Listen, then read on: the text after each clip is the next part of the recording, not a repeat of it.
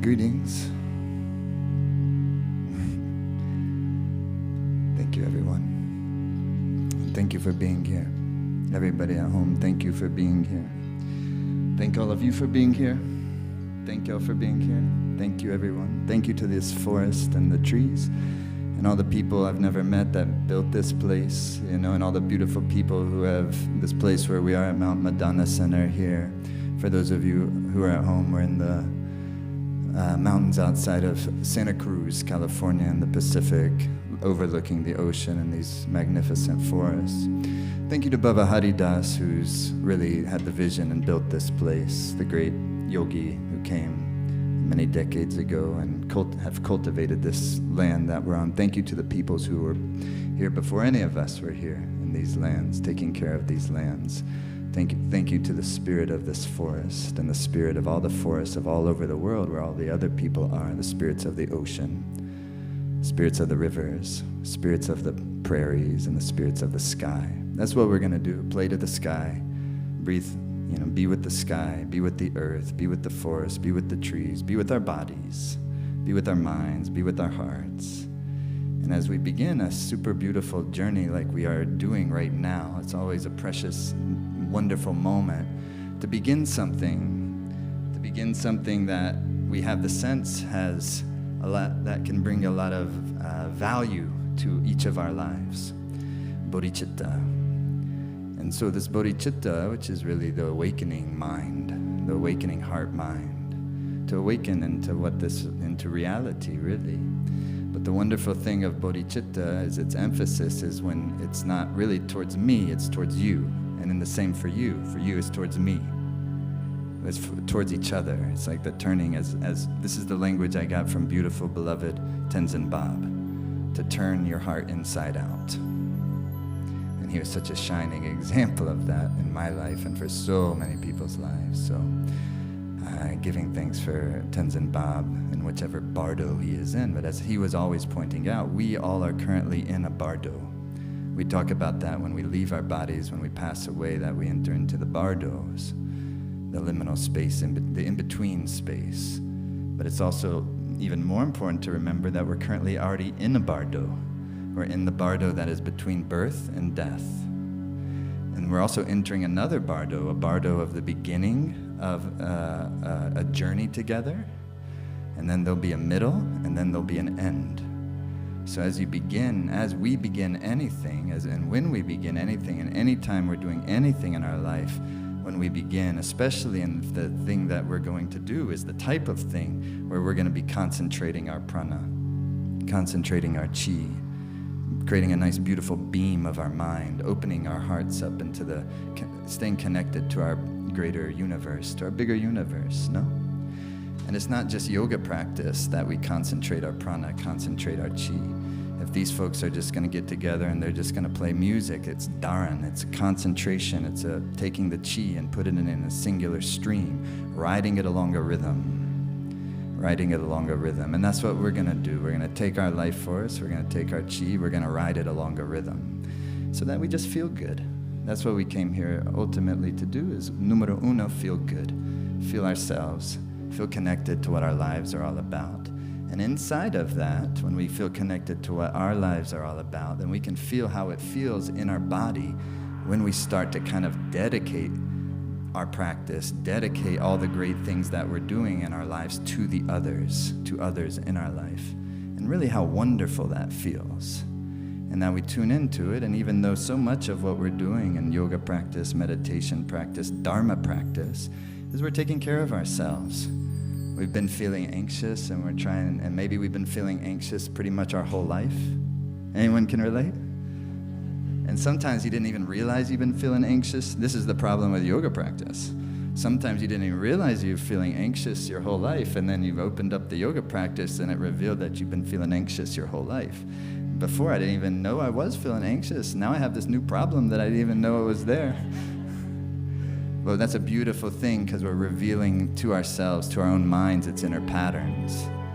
And the first step to transform anything is to reveal it. So if you can reveal a pattern that is causing ourselves suffering, if I have an emotional pattern, just the way that in my mind I'm operating that's causing me more miserableness, it will definitely cause the miserableness for others around me, won't it?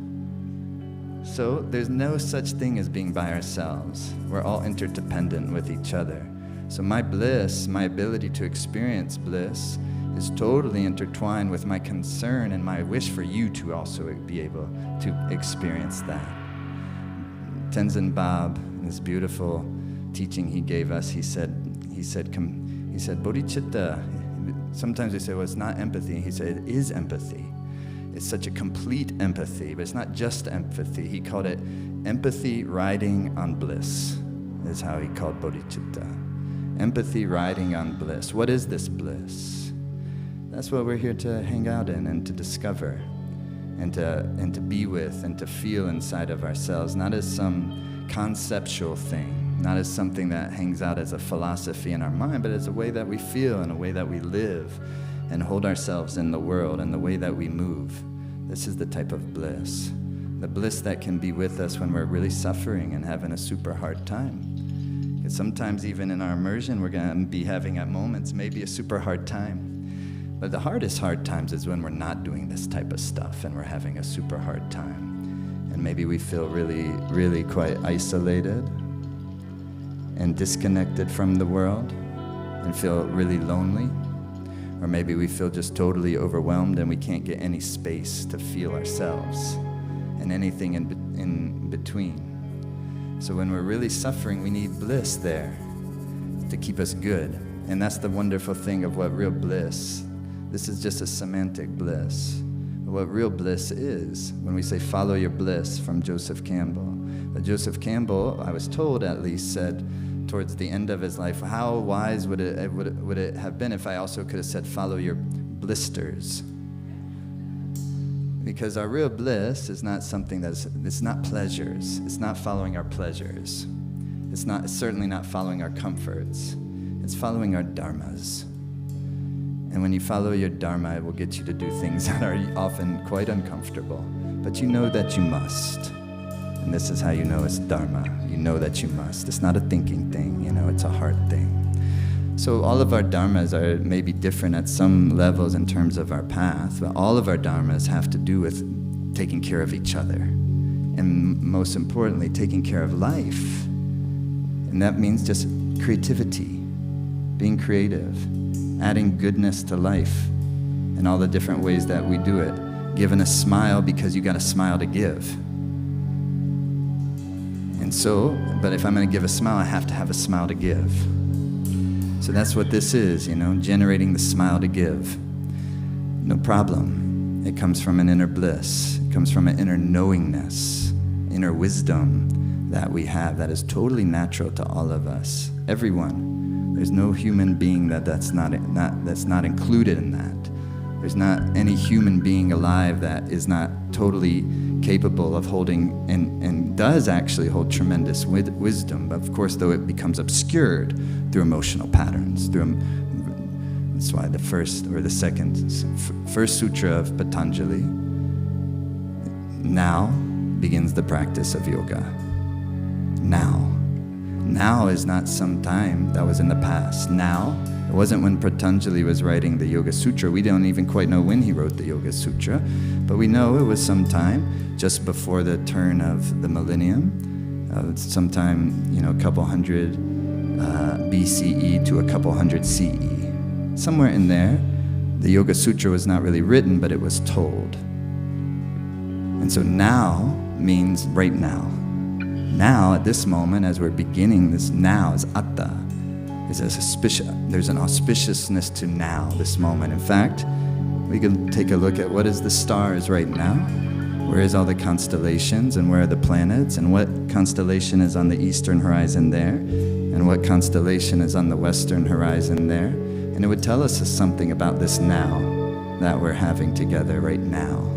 So now comes the practice of yoga. But what that infers, often what that infers, or what that can infer, there's many things that it could infer. Also, it's up to your own wisdom and creativity to discover what it infers for you. But one thing it infers, it's you go lifetimes upon lifetimes upon lifetimes, and even if I'm not sure that I have lifetimes upon lifetimes upon lifetimes, I know I've had that many lifetimes within this lifetime.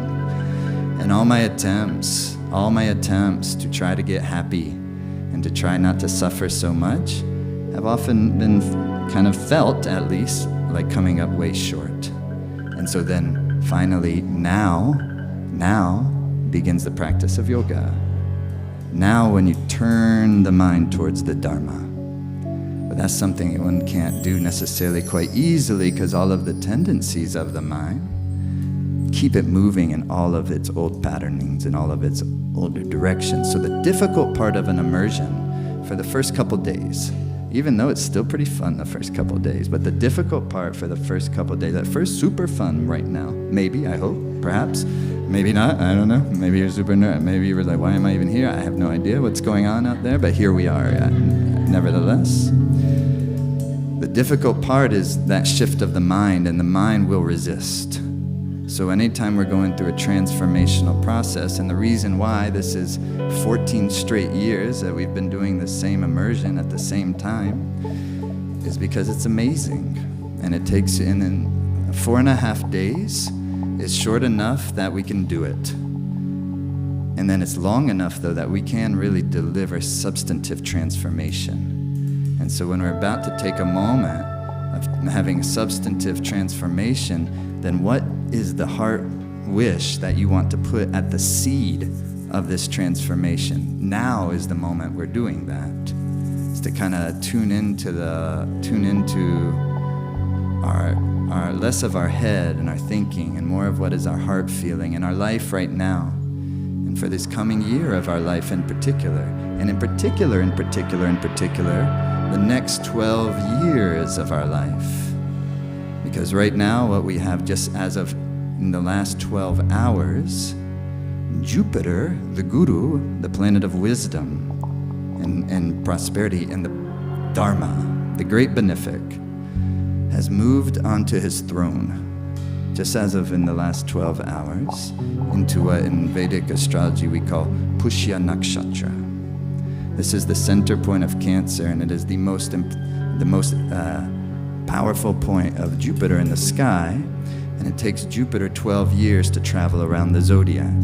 Takes the moon 1 month, yes. Takes the sun 1 year. These are measurements of time. For Saturn, it takes almost 28 years for Saturn to go around once. For Jupiter, 12 years. So once every 12 years, Jupiter enters into the exaltation point. And yogis know that when this happens, that you have a little window where you can really work with that type of magnetism, of prosperity, of alignment with Dharma, of what your life is all about. As yogis know, all good things come from there. There's nothing greater than this. There's no greater prosperity. And so what we do over these next, between now and mid-August, when Jupiter is on his throne, at his strongest point. 6 years ago, because always if there's a strongest point, there has to be also a what? There has to be a weakest point. You cannot have a strongest point without a weak point. And so the exaltation point of a planet is always exactly 180 degrees from the debilitation point. So if you like exaltation very much and the sound of it, then you also have to accept debilitation and the sound of it. Okay? But actually, neither of them are. The exaltation is not purely, it's the best, only, ever, always. And debilitation is not some horrible, unbroken, it's debilitated now. There's just two polarities of things. 6 years ago, Jupiter was at the point of debilitation in Capricorn. You with me? And then Saturn was there with him, and Saturn is the planet of the great malefic, is the polarity of Jupiter. If you have a great benefic, you have to have a great malefic. So we tend to like the benefic and we tend to dislike the malefic. But the malefic is also fantastic. That's the thing. Saturn is amazing, but Saturn delivers his results through bitterness and discomfort and contraction. So we stayed in our houses 6 years ago under that contraction of Saturn, where Jupiter was at his weakest point. But now 6 years has passed, and Jupiter is now 180 degrees, coming to his point of exaltation. So this is it is a thing of celebration, something to be happy about. Yeah? Well, we're only so happy because it's relative happy. And what we have to do and go into the journey of bodhicitta is to also discover the happy that comes out of from non-relativity. This is called bliss. It's not conceptual. So as long as our mind stays in the domain of concepts and ideas, we will be very limited in what we can experience. This is the hard, difficult part. Even if you understand it really well, you can be so kind of enchanted by your understanding that you fail to ever leave the domain of concepts and ideas and drop into the bliss field. But the best, most fun part, as Bob would say, the most fun. Bob's last final book was called Wisdom is Bliss. And that's against the phrase that ignorance is bliss. Ignorance is not bliss. Wisdom is bliss. Ignorance is delusion. and trickery, you know? You can't trick your way to bliss. There's no cleverness that will take us there. It only comes from total authenticity and love, no? Real love. We all have to go through the death door on our own. None of us knew Bob was taken off. He just taught in our teacher training a few days ago. I had an hour conversation with him the day before, and his beloved, beautiful Nena, his wonderful, most incredible wife, who she's always behind the scenes, but just as much of a force as Bob, and she's still here. You know, and so God bless Nena right now and their family. Bob's wisdom was bliss, but that was what his publishers made him, thought that would be better for marketing, because he wanted his book to be called Buddhas Have More Fun. But the publishers thought then they would think it's only for Buddhists, and they didn't want it to, because it's not Buddhism. He wasn't into Buddhism as much as he would say he was into Buddhism. The orgasmic bliss that comes from being in communion with the supreme reality. So as I learned from him and others, is that the most important definition of Dharma is reality, supreme reality. And that's what Sat Nam is. Sat, this means truth, but it's not relative truth. It's not relative, oh yeah, that's true. Oh no, that's not true. This is not Sat. Sat is non-conceptual truth. It's the absolute. It's a name of infinity. So that's why they say Sat Nam, they just simply poetically translate it as the true name. The true name. Because there's no one name that you can call the infinite, that you can call upon the infinite and have a monopoly that's the real true name. The true name. And we have wars all over the world and arguments and ugliness all over the world because I think my thing's the truth and their thing, they think their thing's the truth, but we know our thing's the truth and fuck them. And this kind of childishness, it's so stupid and so just adolescent, you know. So yoga is about growing up and becoming mature, happy, beautiful human beings whose care for the other person even supersedes the care of themselves. And I know that pushes against the grain of how a lot of us kind of think these days, because, you know, in the East, they really didn't deal with low self-esteem so much. That's more of a modern kind of Western experience. It's something that is unique to all of our experience of this low self-esteem. So if we feel criticized too much, it feels like something's wrong with us. And that wasn't present really in the Eastern Dharmas so much as something people were really struggling with in the same way that we all are struggling with it in our lives. Feeling okay, feeling good enough about ourselves, feeling like we're worth something. And so first we have to have that. So the only way that we can make any of this stuff genuine for ourselves is it first has to start with ourself. And I gotta be real to me about my own suffering. And then when I'm real about it, instead of feeling poorly about myself, I just feel more compassion towards myself. Don't you think? Is that true for you? But it requires first what? Honesty. Honesty is the best thing, but sometimes so hard, isn't it? To be honest with someone else. What about to be honest with ourselves? Even harder sometimes. Because we feel scared of it. We feel scared of what we're gonna find if we're really honest. What I would predict, what we will find is love. And we'll find intelligence, and we'll find beauty, and we'll find wisdom there. And so, if we're feeling lousy about ourselves, step numero uno is feel lousy about ourselves. Feel lousy. So if we're doing this and we're going through this, and we say, well, I don't know about Jai Dave and Simmer, they're never feeling lousy. Yeah, right. You know how much I feel lousy about my situation so much? Everyone around me can tell you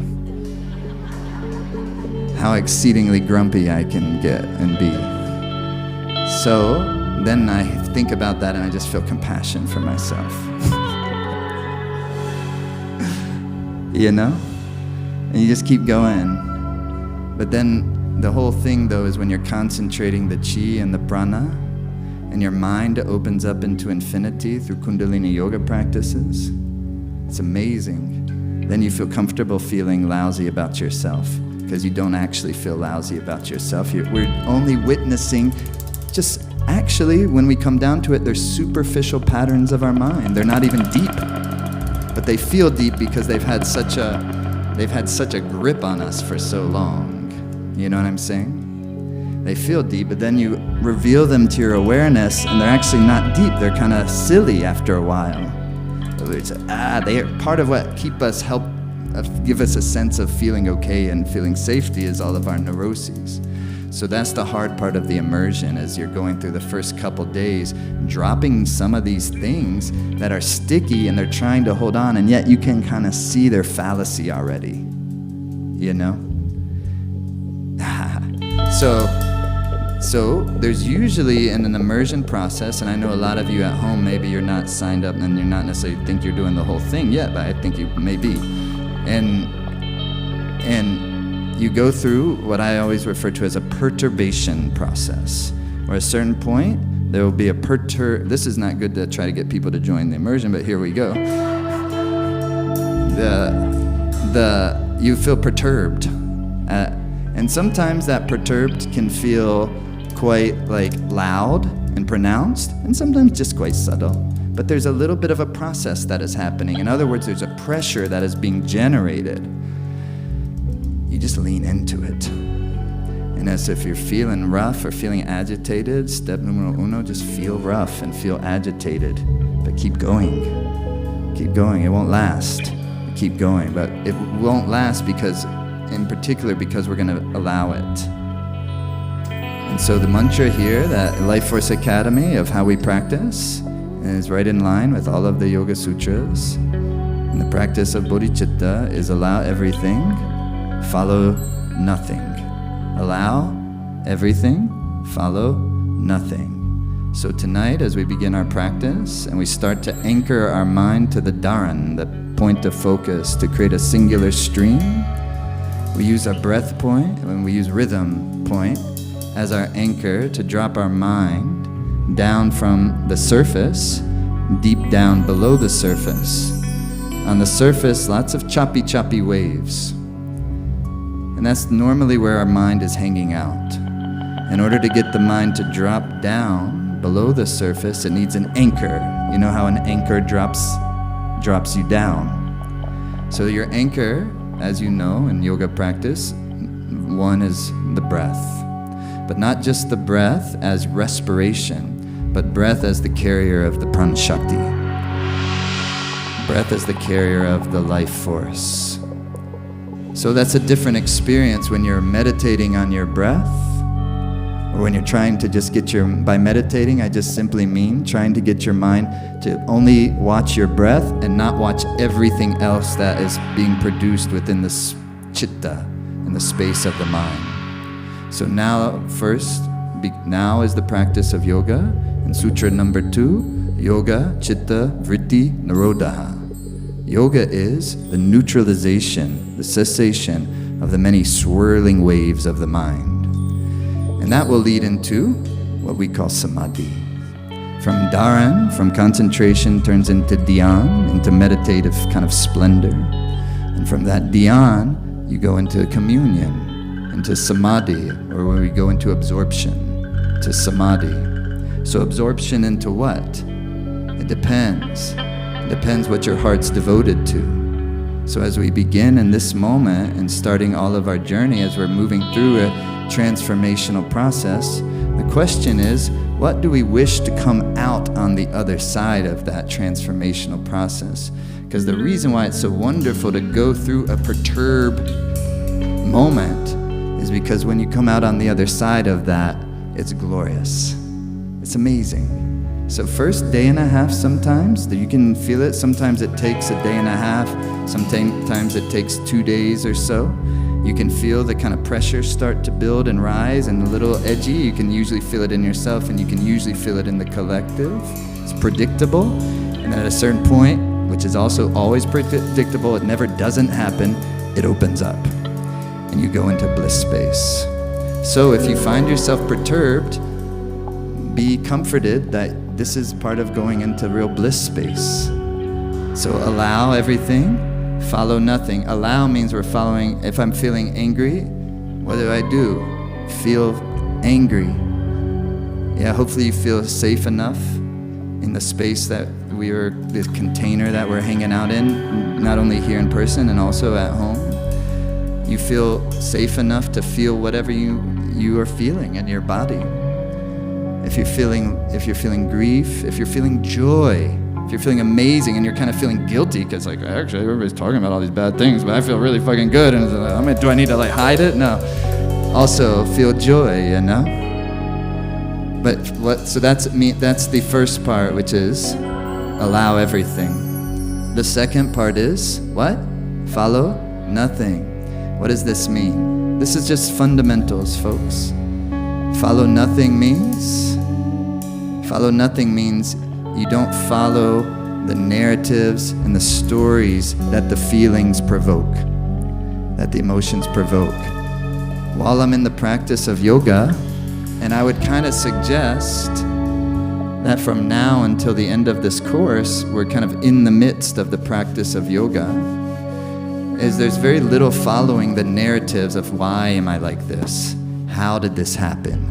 All of the stories. There's of course an important place for this in our lives, but not during the practice. When you start a practice and you begin a dharan, you allow, but you do not follow the stories, because as long as you follow the stories, what will remain? Concepts, ideas. And in order to experience bliss and thus wisdom, one has to drop beyond concepts and ideas. So as we're going, as you start to begin the kriyas, it's going to stir up the subconscious mind, especially as we get into tomorrow and the next day. Amazing. And at first, a little bit edgy. It just feels amazing. It's like best I've ever felt. And every time I do it, best I've ever felt. Every single time. Best immersion ever. That's what we always, best immersion. And no doubt. And when nobody ever doubts it. It's best, it's without a doubt. It's infinitely the best immersion ever. But we'll have to see. We don't know for sure. Because you can only prove it to yourself because then you feel it. It's like best immersion ever. So far every time, best immersion ever.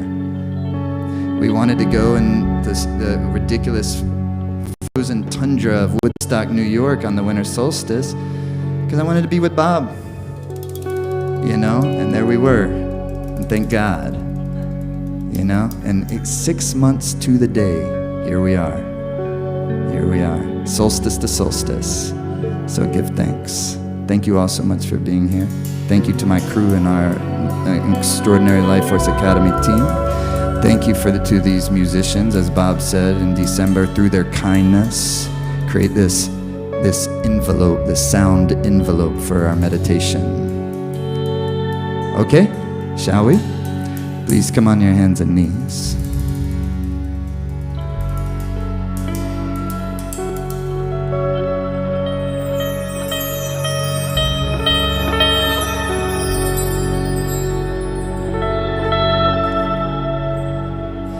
Okay, and first always, my friends, if you hang out in Life Force Academy, you know we don't just rush into things. We create a root line, open the hands wide, little bit Muladhara chakra, little bit engagement of the Mula Bandha, no?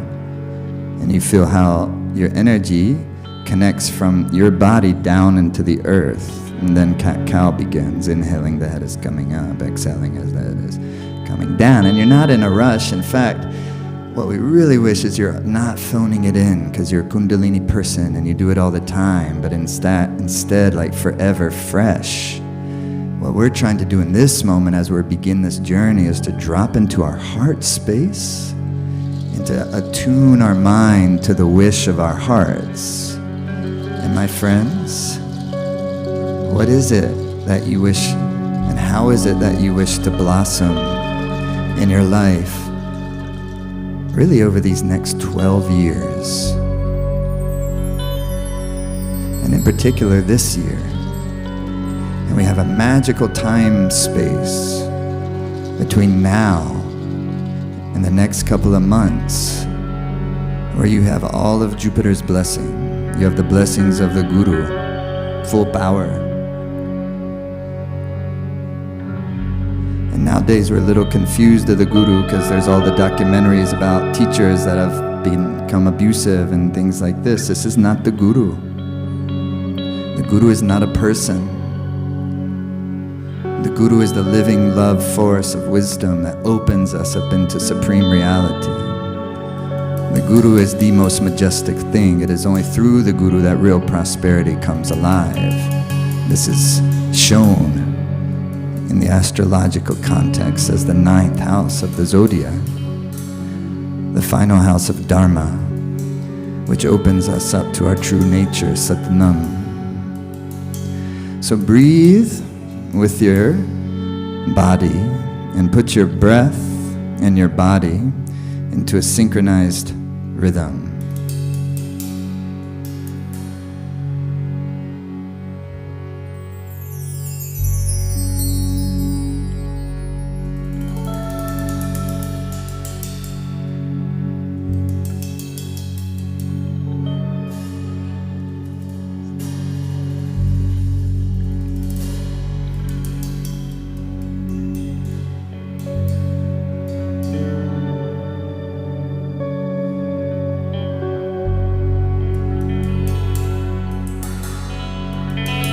Inhale, head is up.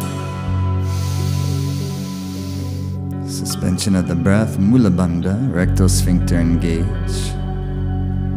And gaze of the third eye.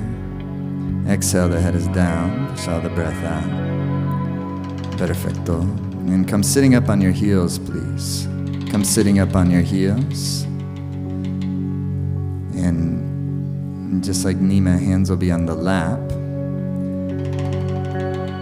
Okay, and the spinal flex.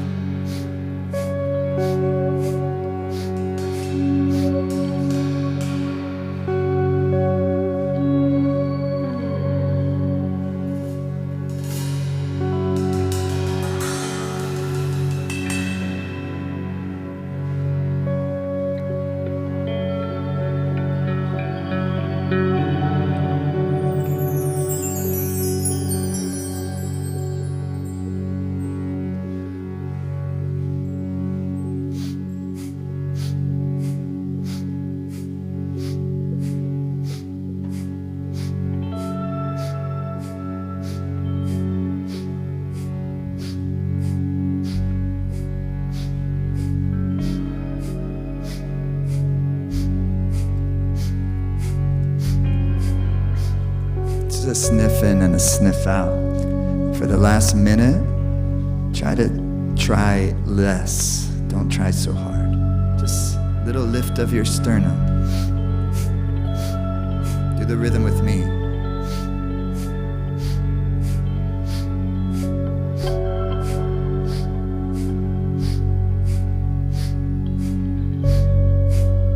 We're not flexing to our max. We're just gradually getting our prana to vibrate in a nice rhythm and get our mind to start to cooperate.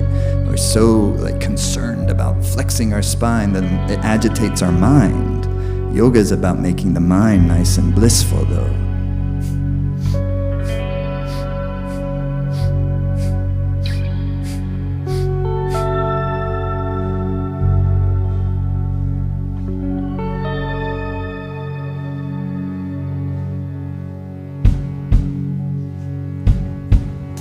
Inhale deep.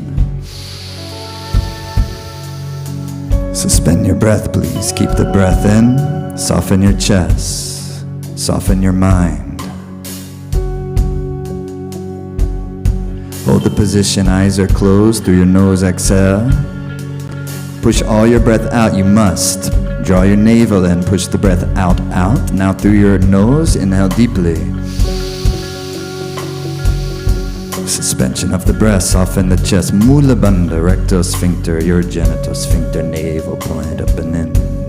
Gaze the third eye. Steady, steady. Hold the position through your nose, exhale. Push it out, out, out, out, out. Inhale. Suspension, soften the chest. Soften the mind, Mula bandha, rectal sphincter, sex organ, navel point, third eye gaze. Steady, steady, steady. Exhale. Bravo. And come sitting Sukhasana, cross-legged position. Be up on your sit bones always. Tonight is night one, so we must. Fundamentals not for beginners.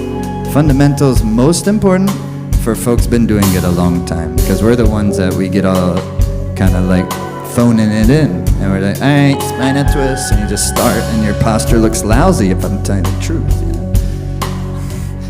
So sit bones connected, heart is lifted, chin is in, one vertical relationship to gravity, and then you just let it swing. Inhaling left, exhaling right. Yeah? And all the while, beautiful people, remember, attune the mind and the heart. What is it that our life is wishing for? And tonight, vibrate that wish from our hearts. And not only, okay, Jupiter is exalted, I hope something happens wonderful to me. And yes, me too, I do also hope something happens wonderful to you. But we're not gonna just hope. We're gonna get involved. We're gonna concentrate our prana. We're gonna build our magnetism. We're gonna bring our energy beautiful and bright and vibrant. We're gonna open up our hearts. We're going to tune into what our lives are all about. We're going to tune into the field and the force of prosperity. Guru, Brihaspati, Jupiter. We're going to open the channels. We're going to pay attention to detail. That's why your chin is a little in and your heart is lifted, sternum lifted.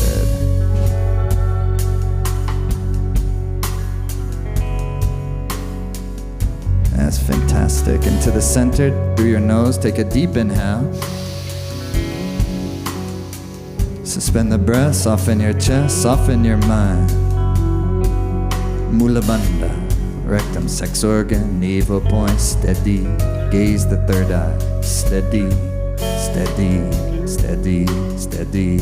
Exhale. Hands to our knees. Then.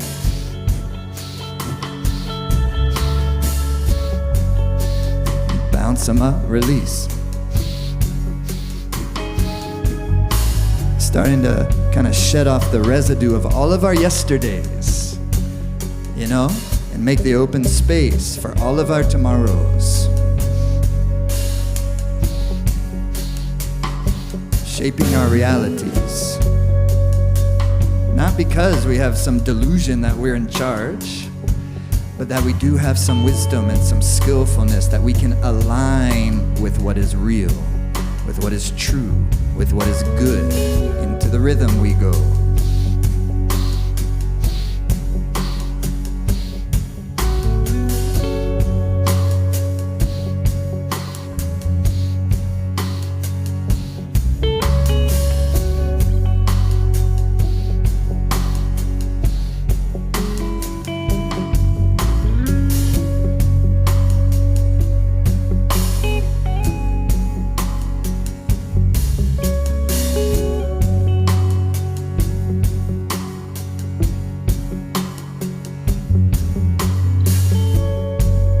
Squeeze up and out.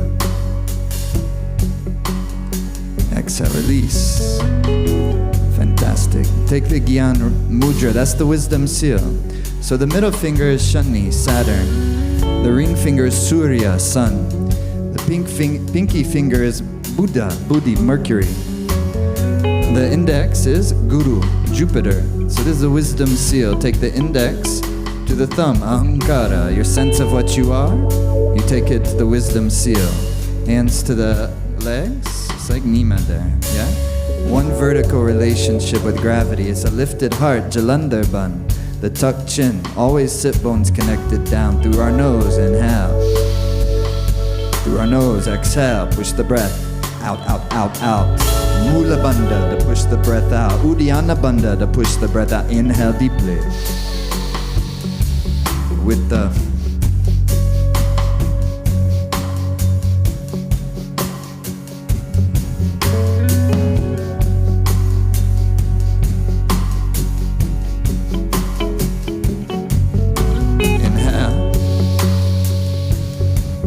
exhale, push the breath all the way out, out, out, out, out, out, out.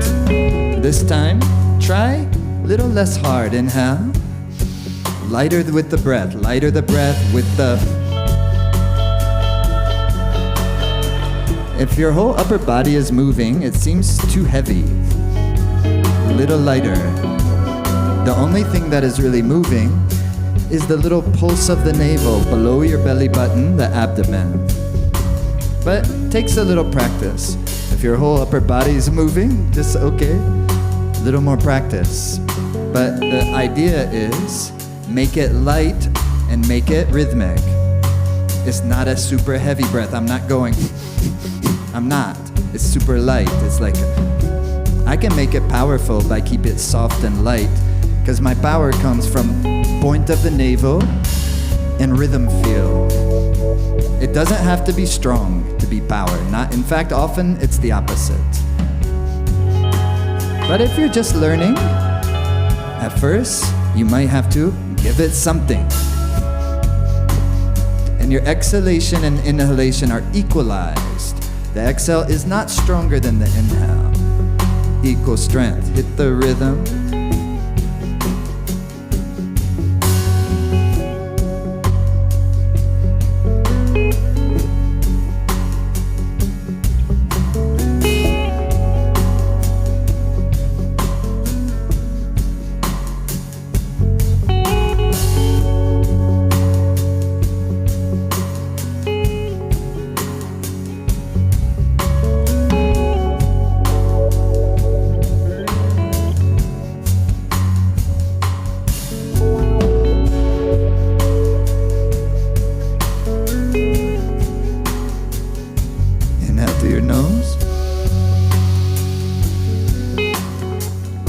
Soften.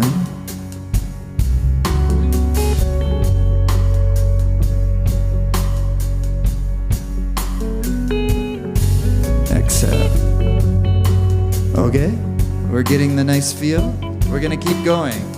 But even if our mind's going everywhere, all during the breath or all during the exercise, if nothing else, if at least for that final moment when we go in LD, suspension, at that moment, draw the boundary with the mind, okay? At That moment, we're just not talking for a minute, we're not talking for a minute and a half, we're talking for 15, 20 seconds, sometimes less. It's absolute stillness. Shunya, zero, empty space. But how do you stay empty space? Very quickly, your mind is full of something. It's not full of nothing, it's full of something. Spacious. You just keep going spacious. One way is you could look at a spacious sky. You could see a spacious sky in your mind's eye. You could look into the stars and just think, zero. That's enough for the mind to do for 10 seconds to start to neutralize the prana. But the one way that we create spaciousness of the mind and thus continue to draw the mind from its conceptual, very full domain to its non-conceptual, very spacious and open domain is sunya, listening, listening, listening.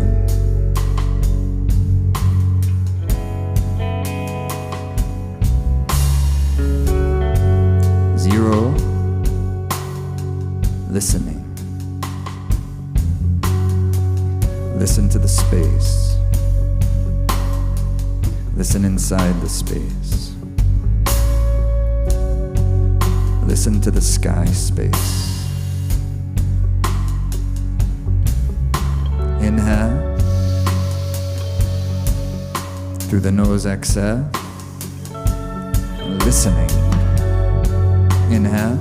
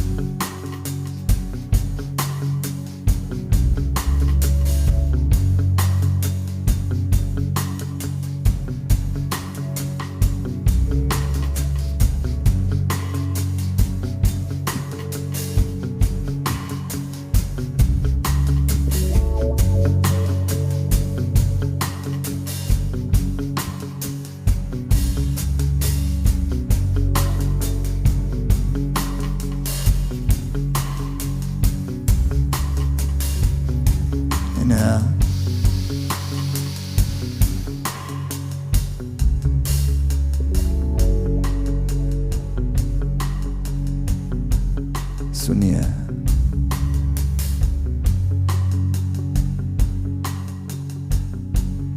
Exhale. Inhale.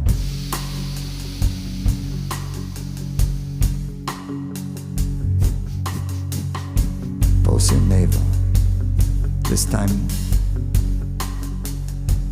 a little softer. And somehow also a little deeper.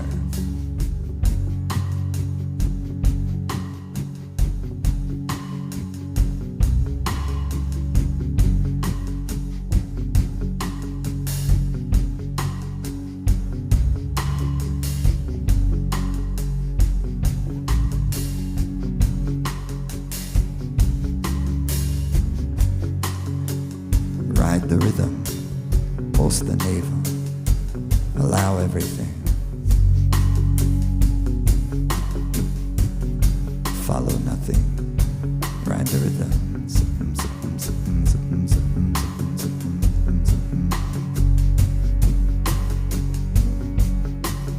Third eye goes the gaze, soften the optic gaze.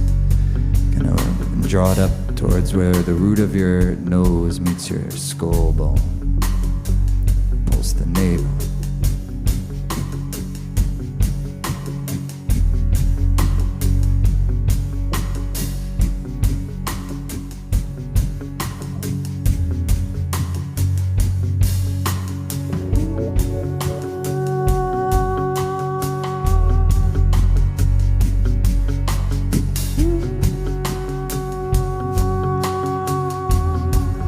Third eye gaze.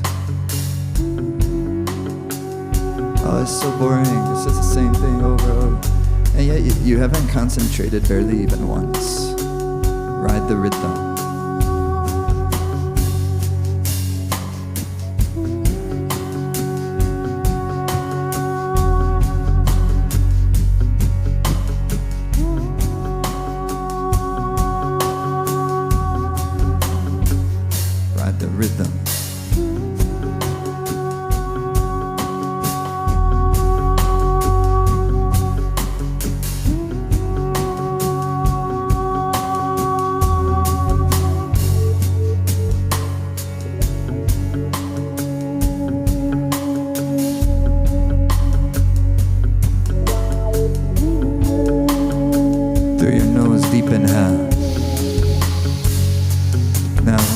Suspension, soft, spacious, listening.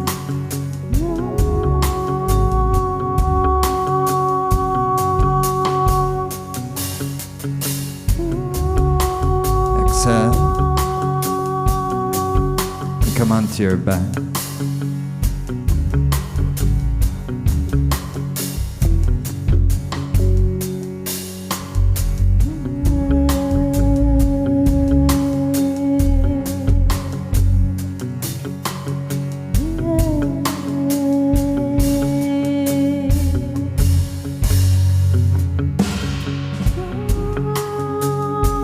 Hug the knees to the chest. And like Nima, bring the nose up to the knees. Exhale here. Inhale into stretch pose. Eyes on the toes. Hit the rhythm like a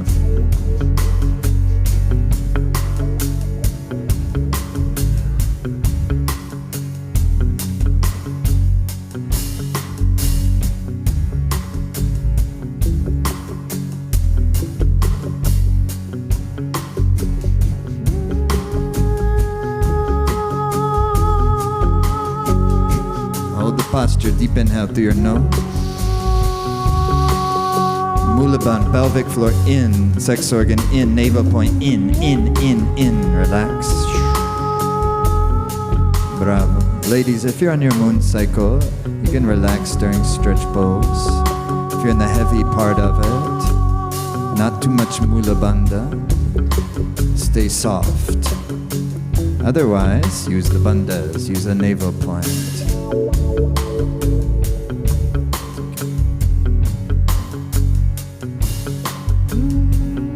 Hug the knees to the chest.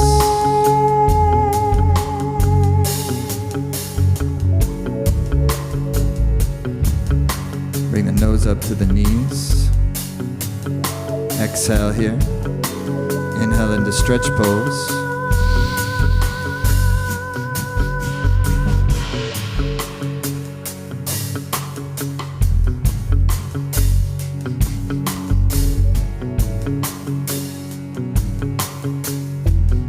On the toes, hit the rhythm, go.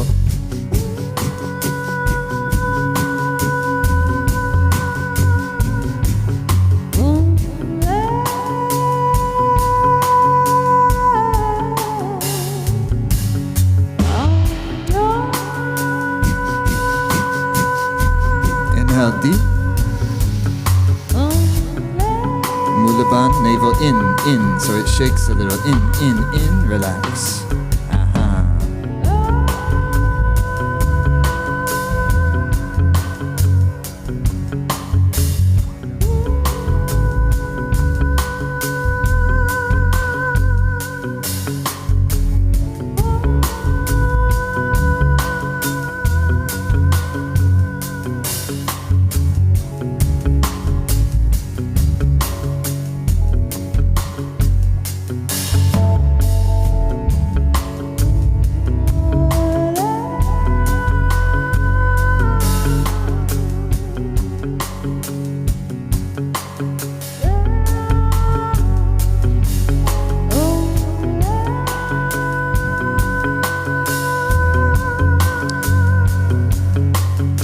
Must? No?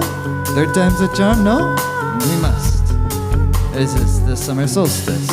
maybe if you're in the summer, southern hemisphere at home, it's the winter solstice. Either way, one more stretch pose. Hug your knees to your chest. Exhale, bring your nose up to the knees, into the position. Eyes on the big toes, pulse the navel.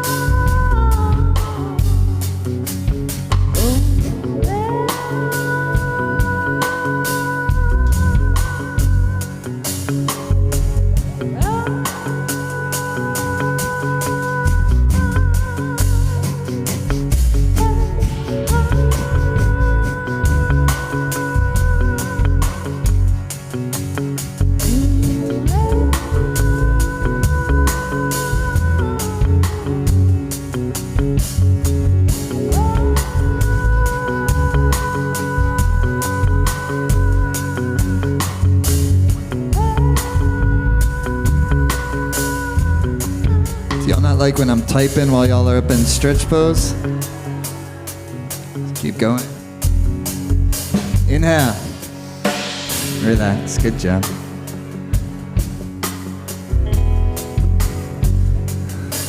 I was texting one of my friends, just like, mind your business.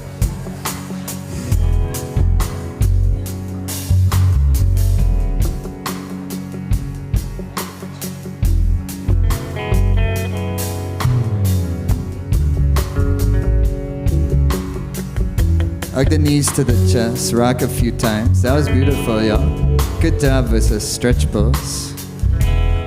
Come on up.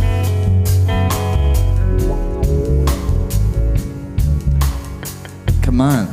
So nosy. 60 degrees.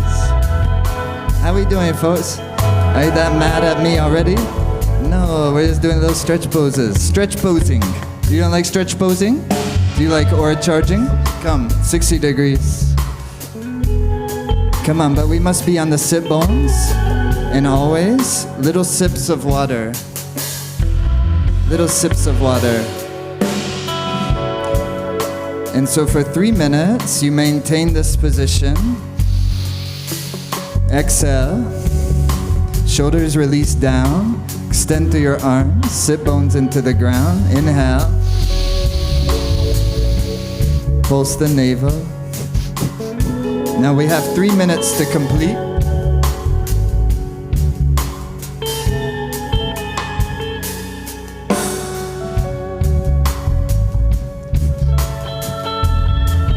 And this time, I will actually start the timer.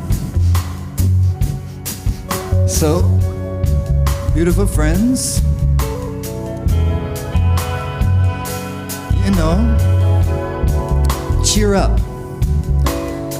And if we're not feeling a little cheered up, maybe after 3 minutes of 60-degree angle with the pulse of the navel, we'll start to definitely feel a little more like if we wanted to, we could become more cheerful. Only, we don't have to, but if we wanted to, we could. Because we would have that much more prana concentrated in our central nervous system. And that gives you more power of your will. And when you have more power of your will becomes stronger than the old miserable tendencies. And you can go with your will, and you can be just like Tenzin Bob, and you can just say CT, F you. CT, F you. Cheer the F you. Cheer the F you. Pulse the navel.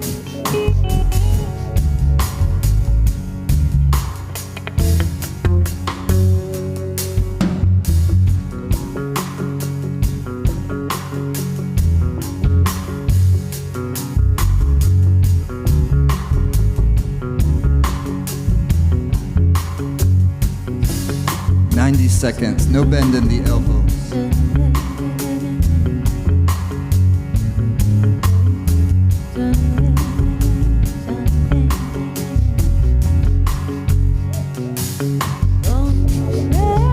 Could you please visualize like a most beautiful arc of luminosity connecting your two thumbs? More your deep rhythm focus, more luminous it becomes.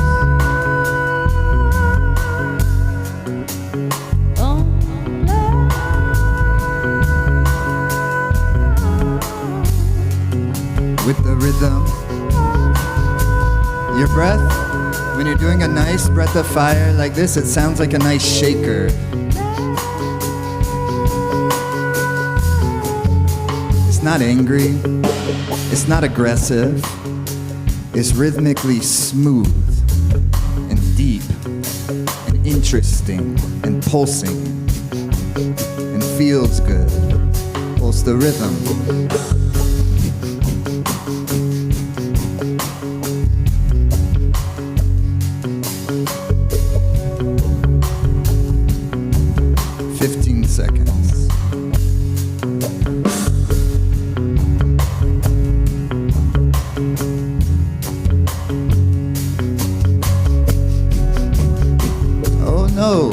Granted a bonus 20 seconds. And in these 20 seconds, you'll really brighten your field now. Don't think. Brighten every direction. Touch everyone you love with your love, through your radiance, through your brightness. Don't think, do. Everybody you most love, with all your heart, with all your mind, with all your body, with all your soul, with all your spirit, with all your being. Inhale, thumb tips coming, touching. Open the fingers wide. Up, up, up, up, up, up, up, up, up, up, up, up, up, up, up. Exhale, sweep the arms. Magnifico. Now please just be very still for about 15 seconds and feel the chi. Feel the prana.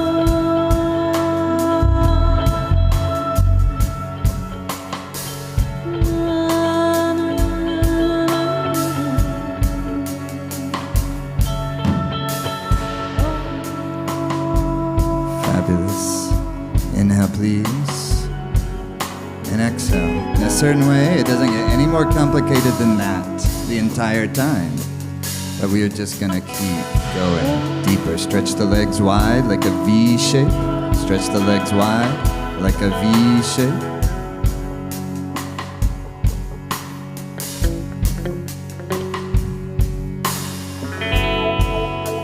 And into the center you inhale. But the first thing we always make is a root line, don't we? Always making sure that our sit bones are connected when we're practicing yoga. You know, we're not chumps. Heart lifted, turn to either side, fold. Inhale to the center. Any way I can get people to sit on their sit bones. Exhale, fold. Other side, inhaling, lift. Feet are flexed, energy in the toes. Don't you think, Stacy? Energy in the toes. But the groin is soft.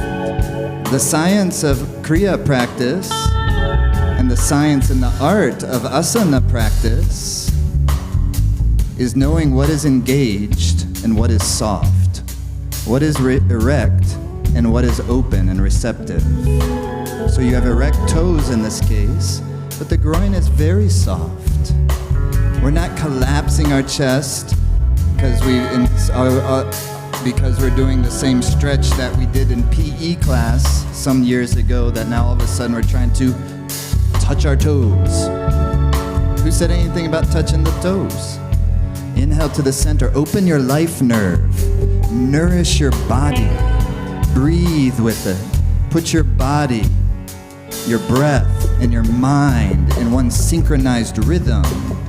And do it with a whole global community of yoginis and yogis all doing it together. putting our breath inside the same force, inside the same circuitry, inside the same channel, in the interwoven fabric of all of our lives. We are in this together. Slow that thing down. Breathe a little deeper.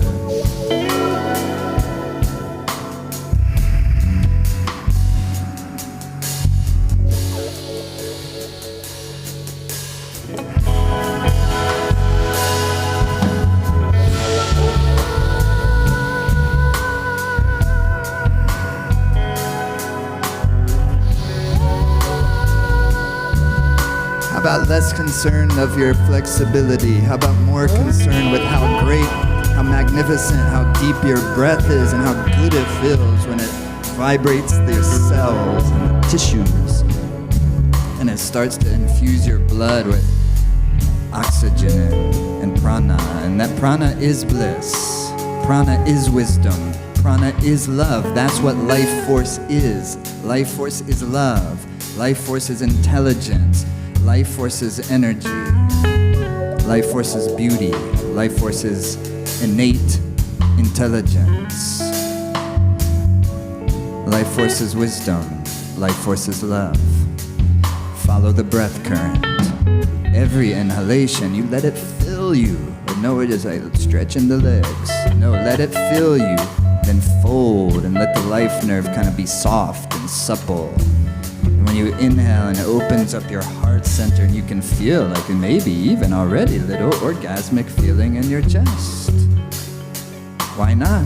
Fold. This is not just self-discipline. Yes, discipline's an amazing thing, but equally is self-pleasure. If it's only discipline and it's not also just as much pleasure, ultimately the mind will reject it. So bring the mind into deep pleasure by feeding the tissues with bliss, by centering the chi in the nervous system, by following your prana. Yes, beautiful friends. Inhale, center, and then fold down to the center.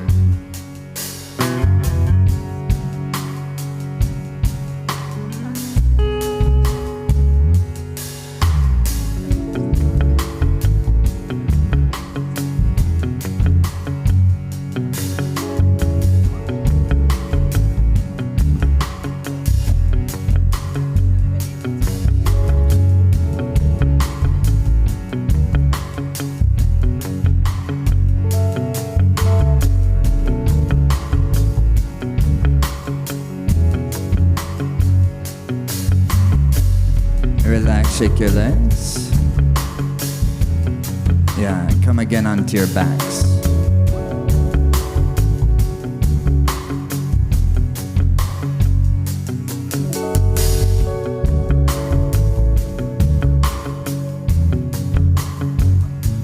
Feet to the ground. Prepare for a bridge pose. Hands open wide. Elongate the arms. Feel the surface of your arms and your shoulder blades against the ground. Press the feet into the ground. Open your toes up. Press them back down. Press the feet into the earth to lift the pelvis into a bridge. Inhale into a bridge. Exhaling back down. Keep going. Inhaling, lifting. Exhaling, coming down.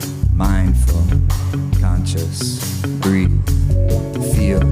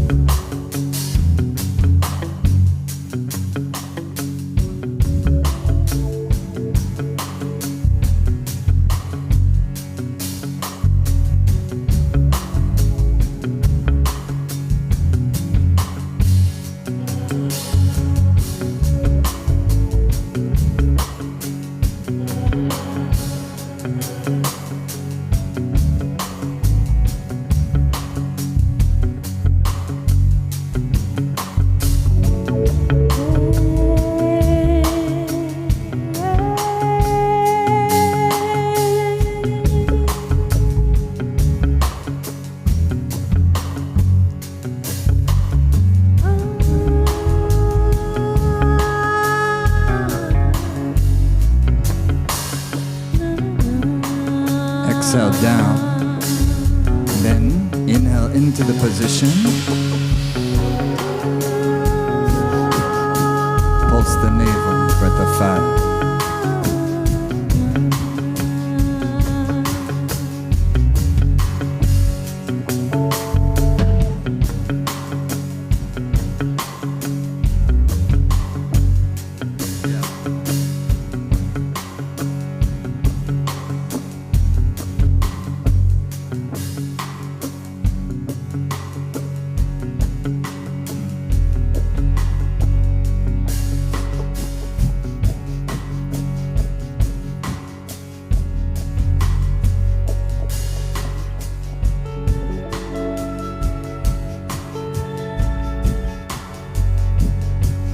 Inhale up, up, up, up, up.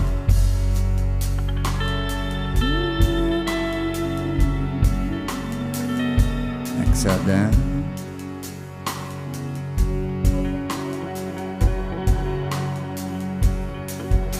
Relax your legs all the way down.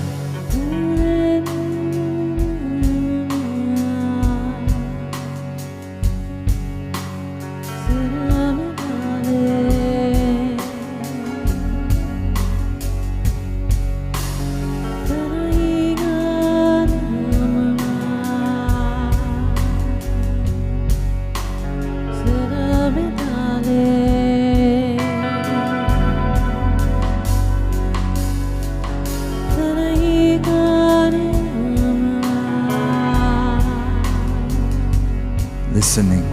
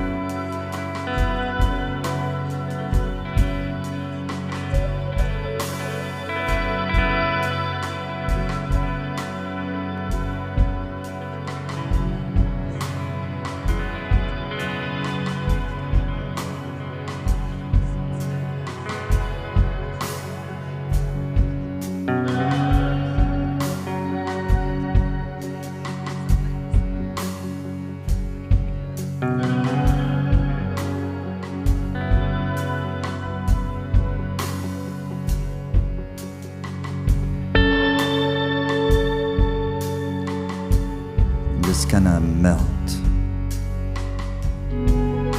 Soften your jaw.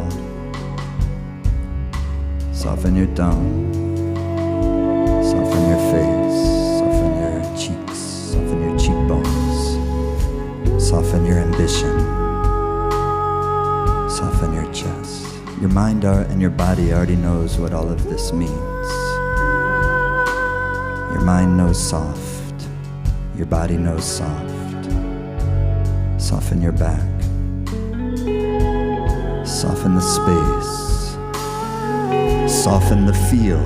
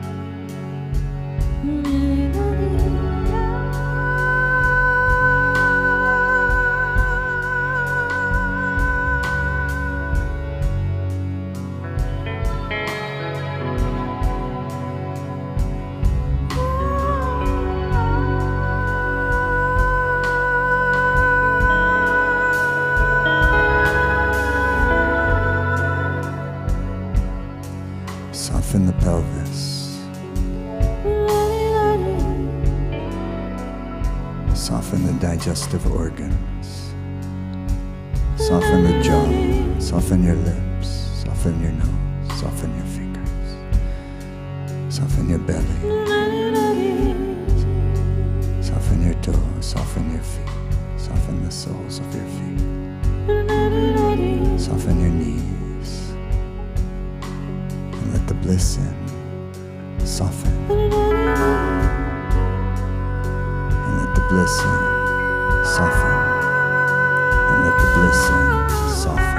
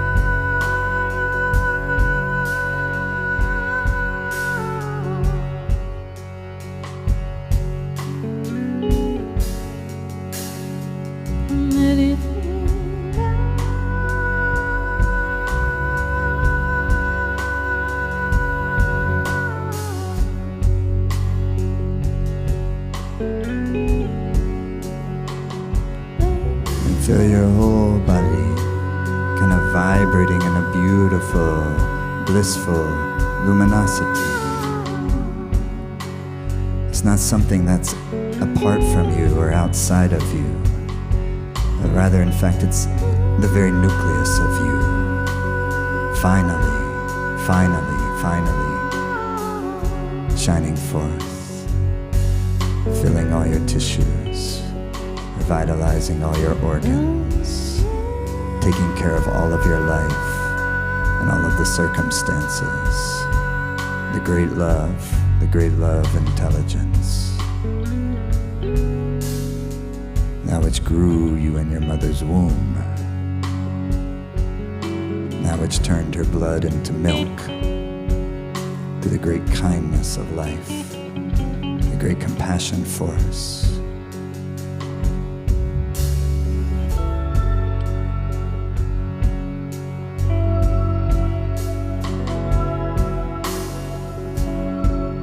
Supremely manifested through the body of the mother.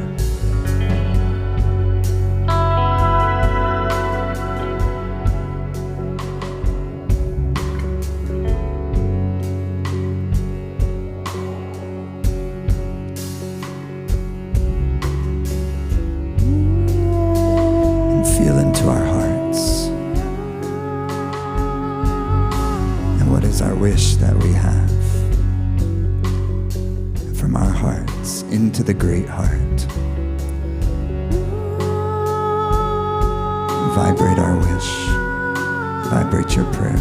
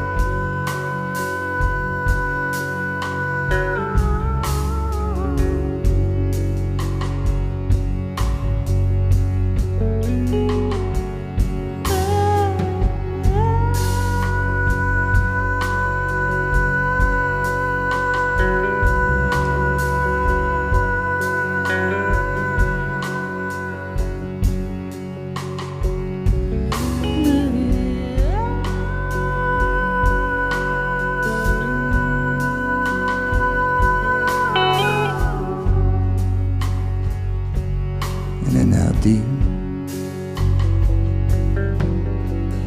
And exhale deep.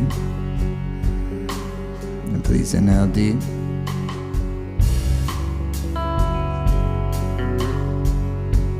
And inhale deep. And exhale deep. Please, beautiful people, hug your knees to your chest and inhale. You know, when you're inside of bodhicitta, every motion is an act of love. Every motion is an act of compassion. Hug your knees to your chest, it's an act of compassion. Rock and roll on your spine, it's an act of compassion. When you're connected to all of life, everything becomes, movement of love. Come sitting, sukhasana. It's one little kriya, super simple, super deep, not so easy, doesn't matter. Jnana mudra, yeah? Sips of water. Sukhasana. Sit bones. Jalandhar Bandh. Heart lifter. These are the tunes. These are the scales. You're the instrument, So, Jnana mudra with the palms facing forward. This little kriya is very simple, Trinity breath. Easy to do enough, not easy to do with concentration. Where is that? Because as soon as you get going, the mind is going as well. So, as the force builds, your job is to stay in the rhythm, allow, follow, nothing. Yeah? So you press your chest, it's exaggerated Jalandhar Bandh, that means. And over the next days, don't worry, if there's things I'm not explaining, I'll explain, Tonight, not important. Sit bones, heart lift, chest down. Shoulder blades, try to make them touch. They cannot touch, but try to make them lift the chest up. The gaze will be eyes partly open. And you gaze down towards the tip of your nose.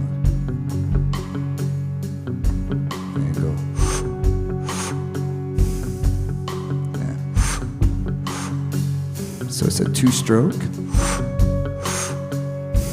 Two-stroke through the mouth. One stroke exhale. One stroke exhale through the nose.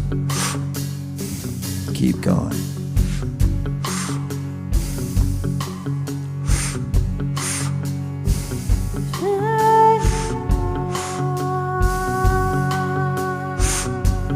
Two-stroke inhalation through rounded, puckered mouth.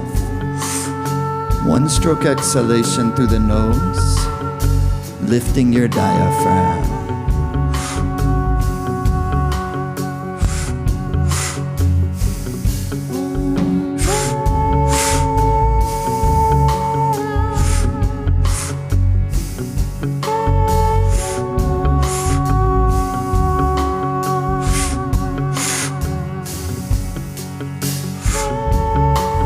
Job is,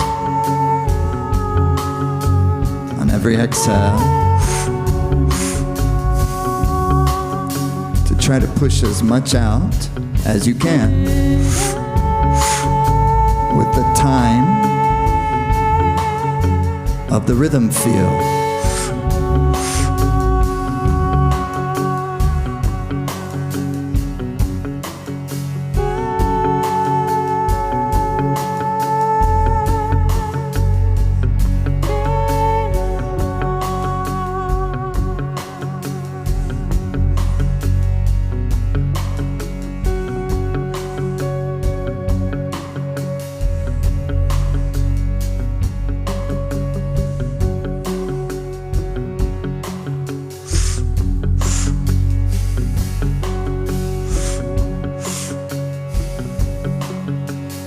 The secret is, use your diaphragm.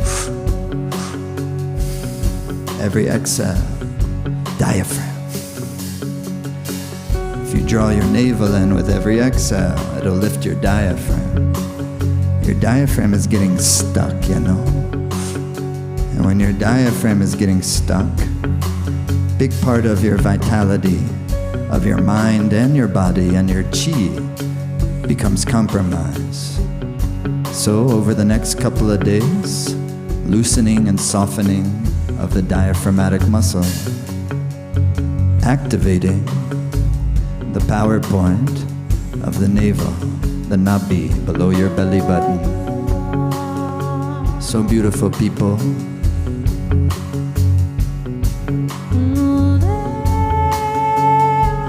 Raise the tip of your nose and lift your diaphragm. And if you can't do it for yourself, do it for somebody you love. Into the rhythm.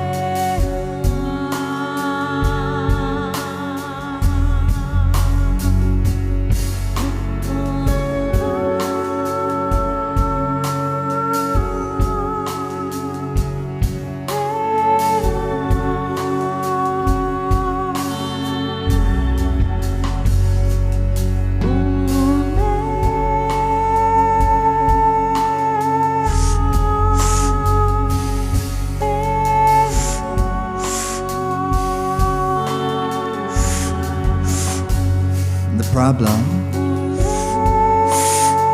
the kriya, it keeps going, and through many thresholds you will pass. Beautiful friend, stay steady, hold the posture.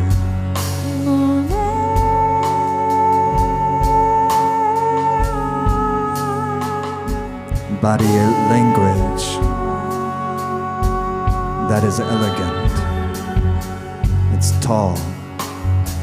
It's strong. And yet it's soft. It's content. It's opening. It's opening. Use the navel.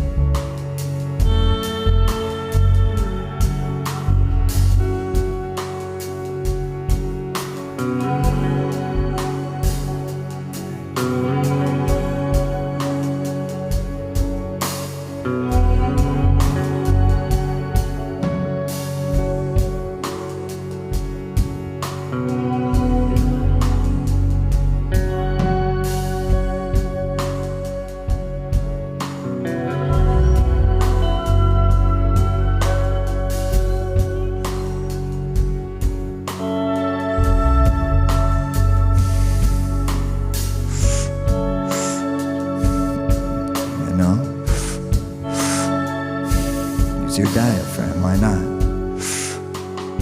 You're feeling a little stuck. Give it something. You're feeling a little aggravated. Soften. You're feeling excited. Rhythmic.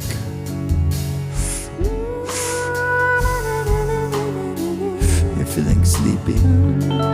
Breathe. Tip of the nose gaze. Stay with it. You're creating a magnetic field within the context of the posture, the kriya, the breath rhythm, the tip of the nose gaze. Press your chest down, press your shoulder blades back, tuck your chin a little. If it's very difficult, let it be. What's so bad about all of that? Diaphragm. Yes, it's beautiful. It's called opening the center channel.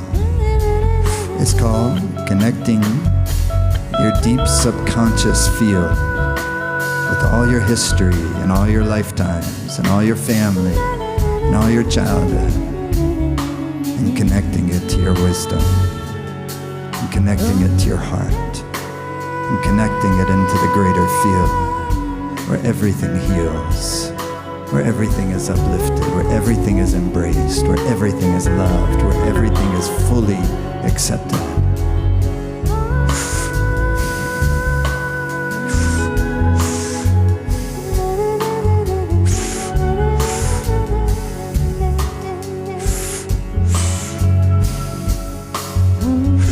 All this time,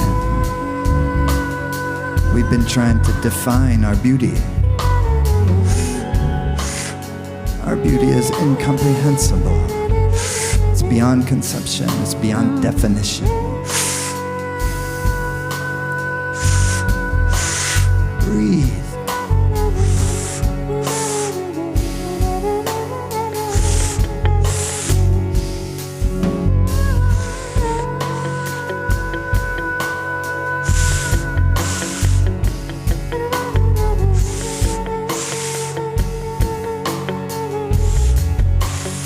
Carry the tensions of years and years. Don't worry, we're gonna let them go. Baby steps, every breath, love.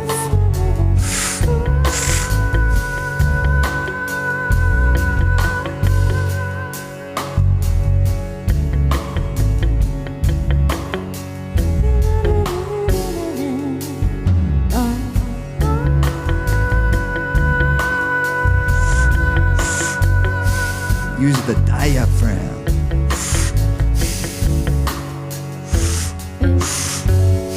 Use your lips. You know when you're kissing, it's so ecstatic. Run the breath across them. That's also love. That's also orgasmic. Use Mula Bandha. Lift the Mula Bandha. Every exhale, use your diaphragm. Kriya Yoga. It's incredible.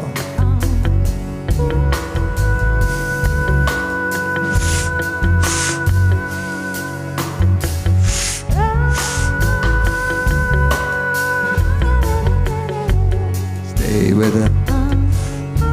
Oh no. All this time. And here we are. We have maybe even less than a minute to go. And the mind is just follow the breath, follow the bliss, follow the pranav.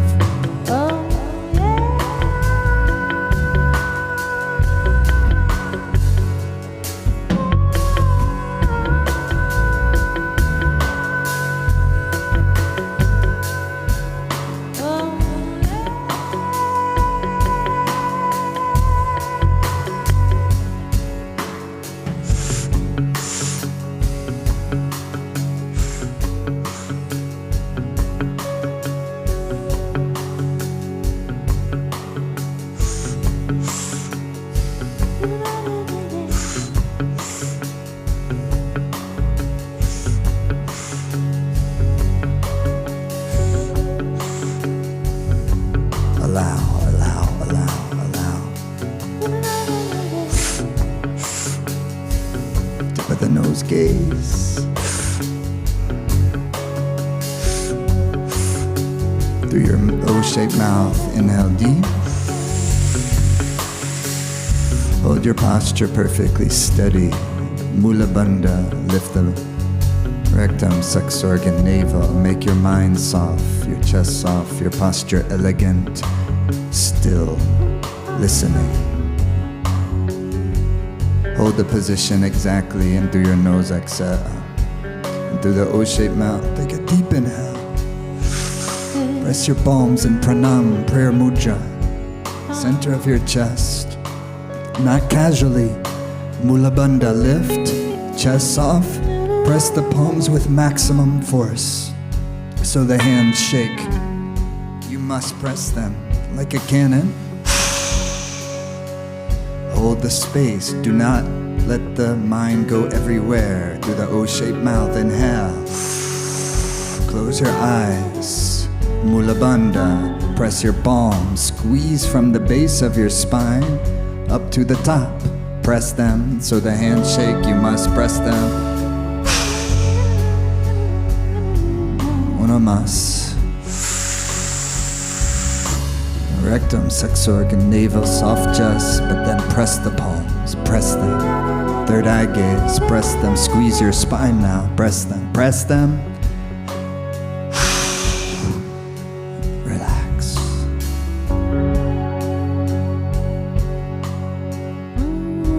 Feel.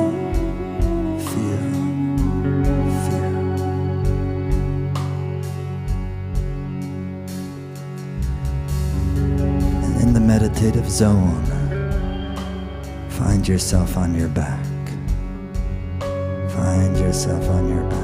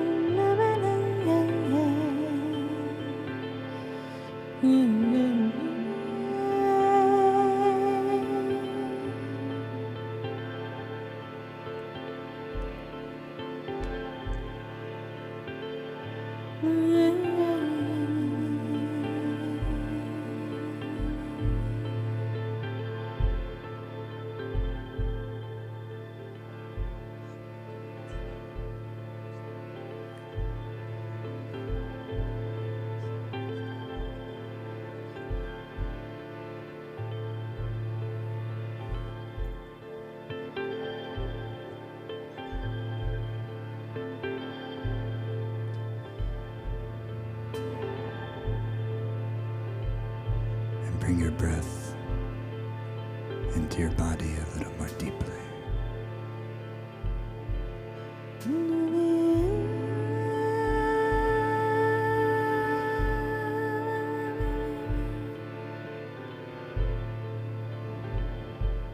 Feel the earth underneath you.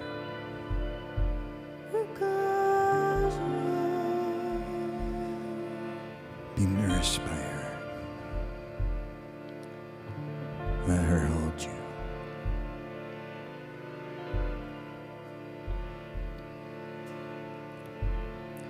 Be taken care of.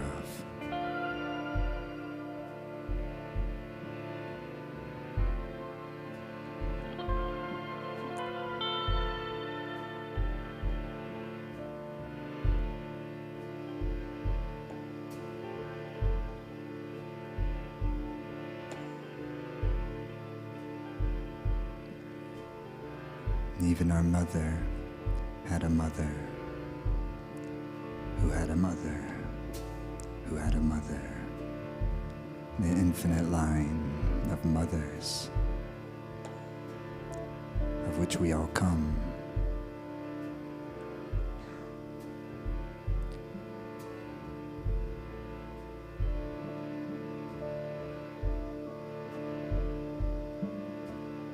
In whose womb we're protected and we dwell. Prakriti.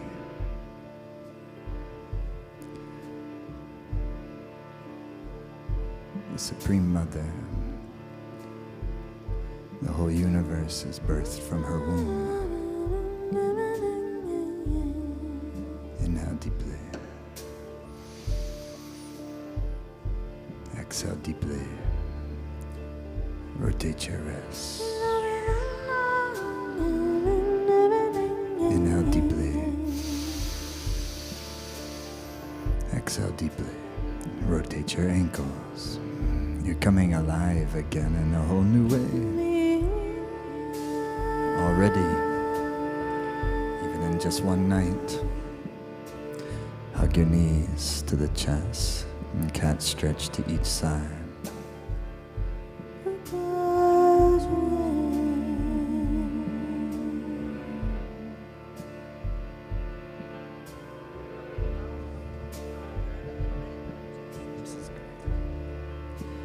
Make the hands friction. Make the soles of the feet friction.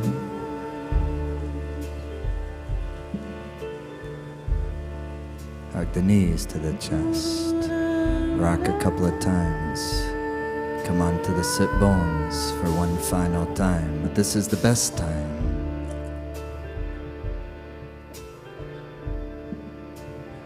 Yoni Kriya. Perhaps poquito sip of alcohol. Or okay, maybe not. Thumb tips touching. Pinky tips touching. Other three fingers extended, extended, extended, like the yoni, like the vulva. And we hold it in front of the heart center.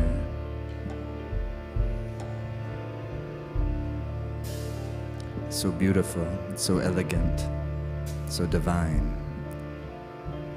Your body language. Your heart is lifted. The chin is in, that elongates your cervical spine. Sit bones press down into the earth, and heart lifts. And then you make your mouth into puckered lips, and you drink like you're drinking nectar, slow and deep. And then when you fill your cup to the top, pause. And then through the nose, exhale. With extra emphasis on lifting the diaphragm to finish your exhalation. You will love the inhale, but you need the exhale. See, drink the prana, drink the nectars, fill your cup. Be perfectly still. Stretch your 3 middle fingers away from you. They are not relaxed, they are engaged. They are not limp, they are erect. And yet your chest is soft, your mind is soft. Your shoulders release down away from your ears. Like a Buddha, an awakened one, like waking from a dream into a supreme reality. It is love. It is love. Breathe, breathe, breathe.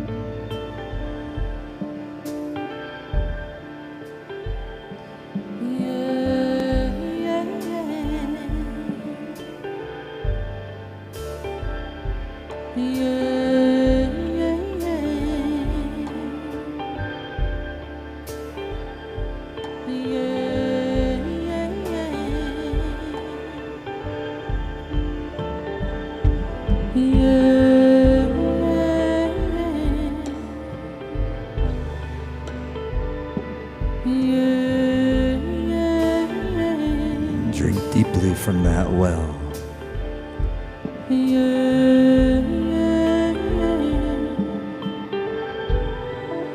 Be in concert with all that you wish for, with all that you love, with all that you're about, with all that you see, with all that you are. Breathe. Draw it into you.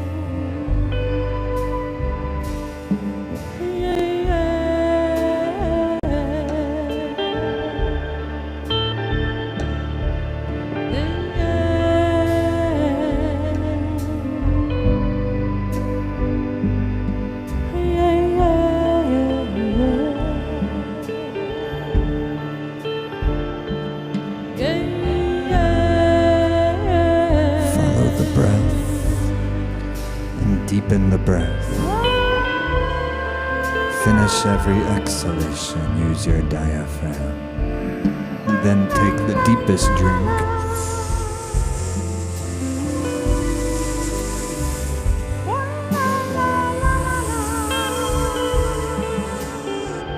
Pause at the top. Exhale, use your diaphragm.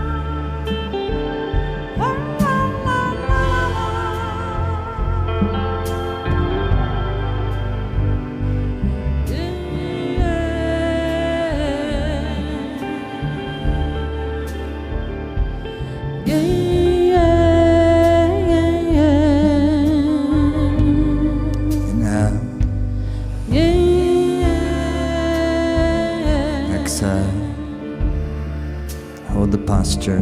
Exhale. Inhale very deeply.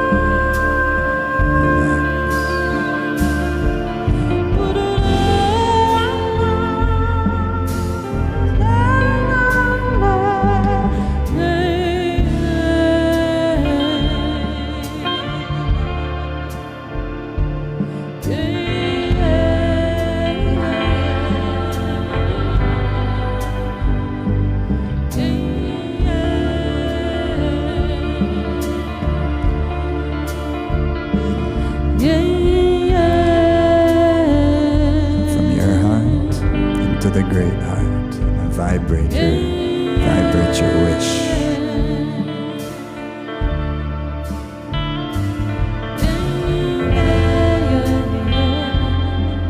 Plant that seed, vibrate that wish from your heart. May it be so. May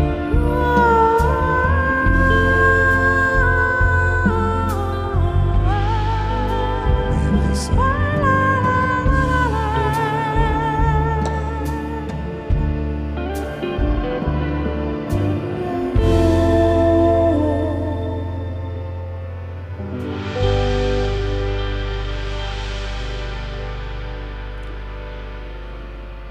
Take the hand, the prayer mantra.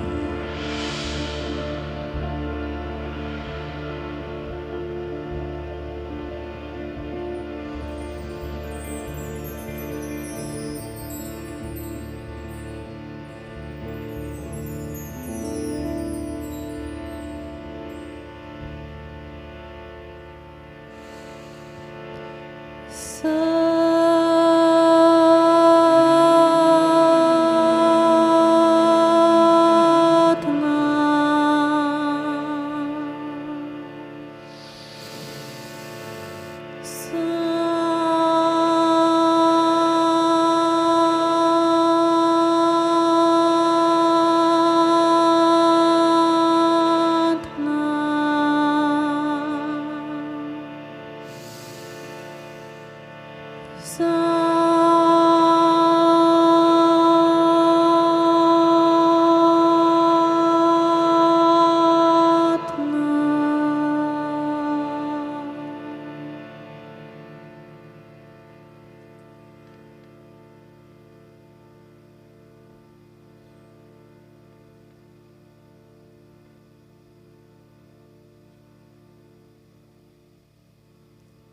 Sadnam.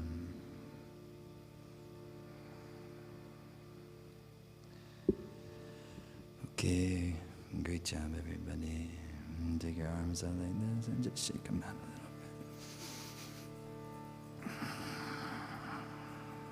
bit. Thanks so much for being here. Good job. You did it. We did it also. We all did it. Good job, y'all. Good job, y'all. Oof. All right. Spaceship is sailing. That's always the job of the first night. We haven't even kind of gotten to the first thing yet, but we're up and running. And thanks so much. Thanks to the LFA team for this. Thank you all. Thanks to the LFA team, and thank you all who have come. Thank you all who have come virtually. Thank you all who are considering still coming for the rest of the weekend. It's a huge labor of love to make these things happen at all, and to do it well, and to do it like this, and to do it in these amazing places, and to stream it so beautifully. So well done, Aki. And so thank everyone. Give thanks for all of this, and that we're alive. We're here, still here. Nice, good job. We're still here.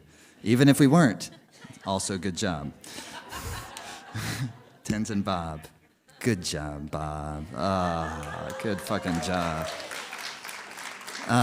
So here's a little of the flow for the rest of the immersion. If you've been to a Life Force Academy immersion, you know the flow. We have the same flow every time. Sometimes we start on a Friday, sometimes we start on a Wednesday, but the same flow is the same flow, and that's we start the first evening, then we have our morning session, afternoon session. Thank goodness, in all of the afternoon sessions, I will be joined by these beautiful, wonderful, marvelous musicians.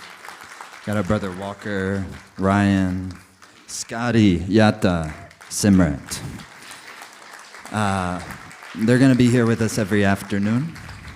I'll be with you in the mornings, and tomorrow evening we're going to do a special celebration of life for Tenzin Robert Thurman. Special thing, so that is, of course, we didn't have planned, but that's what we're doing. And then the next night is the Tantric Sound Journey, always a LFA special thing. Always do, always amazing. You don't know what it is, doesn't matter. We don't either. And then the next night, we're going to be dancing. So for all the mornings, main morning session, main afternoon session, main morning session, main afternoon session, then there's an evening thing. And then we'll go through Tuesday morning. And by Tuesday morning, we've done one session. By Tuesday morning Pacific time, we'll have done 8 sessions. We've gone through a thing. By that time, we're like, we don't want it to end. By tomorrow, we might be like, when is this is But don't worry, it's so fun. And thank you for doing it. If you're doing it at home, for those of you doing it at home, if you can do it immersion style with us, we have people on time zones all over the world. So folks who are in Europe, most of them are going to do this when they wake up, and then by the time we're in our morning session, they're in their afternoon session. That's how we do it. We're in the middle of our Life Force Academy teacher training. We have people all over the world doing it with us, and we know how to do it. And these people, our Europe people, they join us in the afternoons, and in our afternoons, they do it in their mornings, and it all just works. So if you can, and if you're wherever you are in the world, we're going over the Solstice weekend with Jupiter exalted. That almost never happens. And so this is a special, special time. If you're not joined in yet and you want to, please do, if you can, if you have the wherewithal. Everything is there for you to look at. And for all of you who are here, it's going to be beautiful. And just, as best as we can, enjoy. And take care of ourselves, and whatever you need, we got you. We're here, within reason. The love will be overflowing, though, no matter what. And thanks so much, everyone, for being here. Great job. We did it. All right.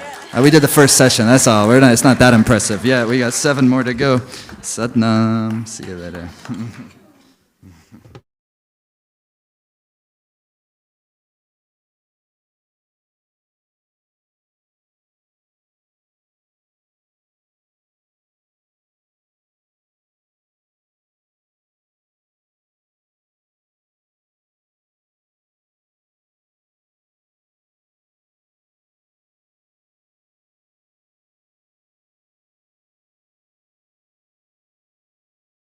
Side of this field. It's so transformative. And if you can do it immersion style with us over these next few days, or if you get the virtual stream, you own it, so you can do it on your own time. But if you can immerse yourself in this, it's like the snowball effect. It's not that, okay, each class was like this, but the next one is you're building on what you did, and then the next one you're building on what you've done, and then it gets deeper and deeper and more blissful. You can't really explain it in words what happens. So I just want to give one last loving encouragement that if you're feeling this, join us for the rest of this immersion. We would love to have you. It's still a great offer if you jump in now. You get the whole Bright and Beautiful course, our introductory course on Kundalini Yoga, as a special bonus gift for just joining this immersion. So it's a really great deal. All the details are here. And hope, if nothing else, I hope you had a beautiful experience tonight.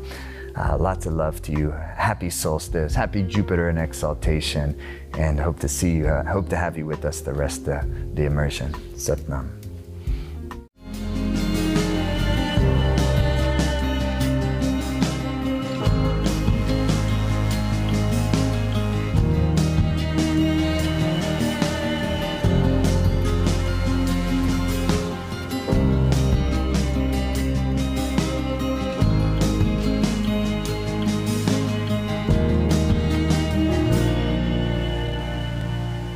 But what we can do in several days is we can create a substantive momentum for ourselves. We can really plug into the source of our happiness and confidence and creativity, and we can gain good perspective on our lives to take our baby steps. Kundalini has really helped me cultivate the energy to stay focused and present, and to help move blockages.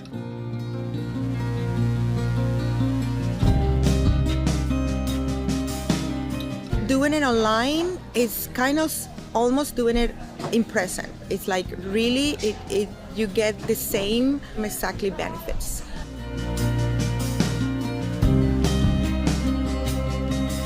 LFA finds a way of making you feel like family through the internet. And that led me to meet people that I now travel with, that I celebrate with.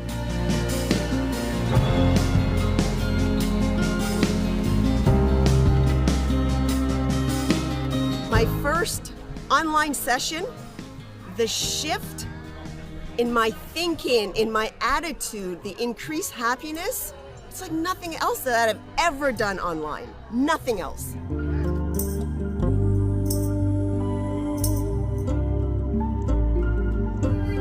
Just the general teachings of Jaidev and his humor, his love, his kindness, his wisdom, his insight, like all of it is just such an incredible blend.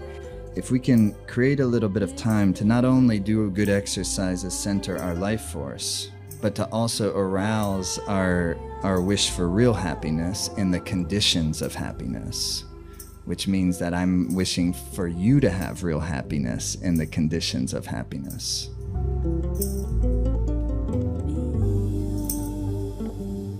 Everybody wants happiness, so all it's really promoting is happiness through happiness training.